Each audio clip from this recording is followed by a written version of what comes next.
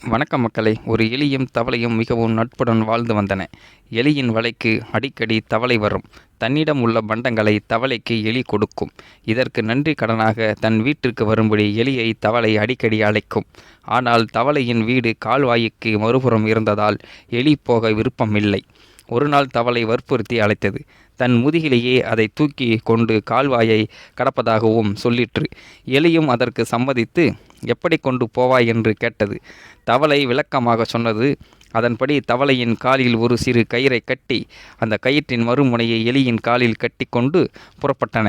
தவளையின் முதுகில் எலி உட்கார்ந்து இரண்டும் புறப்பட்டன. பாதி கால்வாயை கடந்ததும் தவளைக்கு ஒரு வஞ்சக எண்ணம் தோன்றியது.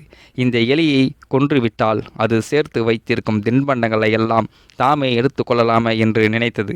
இப்படி நினைத்தவுடன் தவளை தண்ணீருக்குள் கொஞ்சம் கீழே நோக்கி இறங்கியது. பயந்து போன எலி, நண்பா, என்ன காரியம் செய்கிறாய்?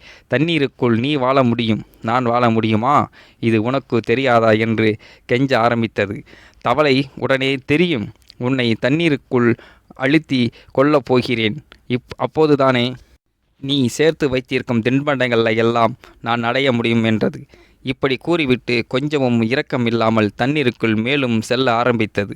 எனக்கு இப்படி துரோகம் செய்யலாமா? நீயே இவற்றையெல்லாம் எடுத்துக்கொள், என்னை மட்டும் உயிரோடு விட்டுவிடு என்று கெஞ்ச ஆரம்பித்தது. எலி முடியவே முடியாது என்று மறுத்த தவளை மேலும் மேலும் தண்ணீருக்குள் செல்ல ஆரம்பித்தது. தண்ணீரில் தத்தளித்த எலியும் பலம் கொண்ட மட்டும் கத்தி பார்த்து தவளை கேட்கவே இல்லை. இந்த சமயத்தில் மேலே பறந்து கொண்டிருந்த பருந்து ஒன்றின் கண்ணில் இந்த காட்சி பட்டது. அது அப்படியே வேகமாக பறந்து கீழே வந்து நீரில் மிதத்த ஆரம்பித்த எலியை பிடித்து கவ்வியது.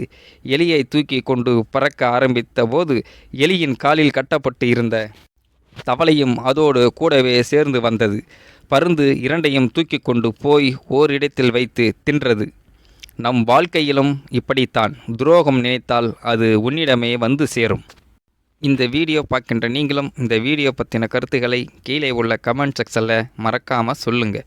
வீடியோ பிடித்திருந்தால் லைக் பண்ணிக்கங்க, மற்றவங்களுக்கும் ஷேர் பண்ணுங்கள். அப்படியே நம்ம சேனலையும் சப்ஸ்கிரைப் பண்ணிக்கங்க. அப்படியே பெல் பட்டனையும் கிளிக் பண்ணிக்கங்க. நன்றி, வணக்கம் மக்களே.